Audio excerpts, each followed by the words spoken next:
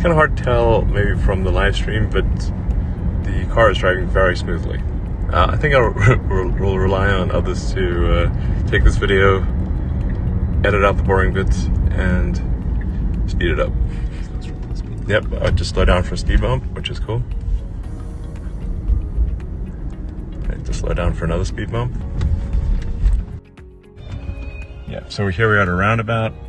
The car is you know, I've never been to this roundabout before, and the car is not specifically trained on this roundabout. Yeah, then once it's out turn and just proceeds. Yeah, exactly. So it waited for the correct amount of time, drove smoothly around the roundabout. We're driving around in basically rush hour. Intervention, sorry. Okay, so that's our first intervention. Yeah, so this model has small regression in the traffic lights. That's right. Oversample the traffic lights.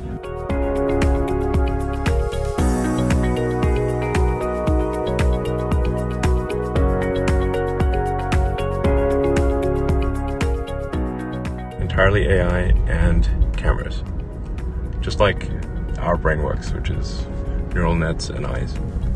And we did not program in. There's no line of code that says slow down for speed bumps. So it is doing this based entirely on video training. Yeah, went around 5 seconds. Yeah, and we just saw there's a bicyclist. Again, there is no line of code that says give clearance to bicyclists.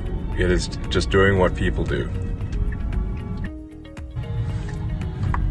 It can read science without ever being taught to read.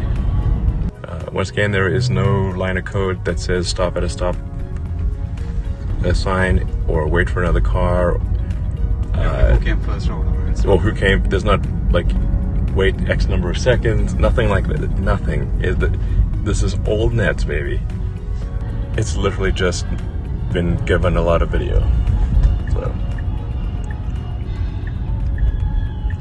And it's doing all of this on hardware 3 with about 100 watts of inference compute.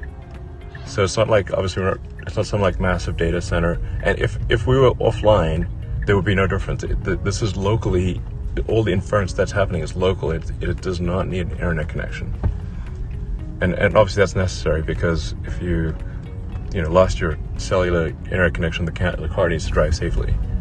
Now, one of the interesting things about pure AI driving is that it actually doesn't need a map at all. So we could delete the navigation system, simply give it a GPS point and say get to this GPS point somehow.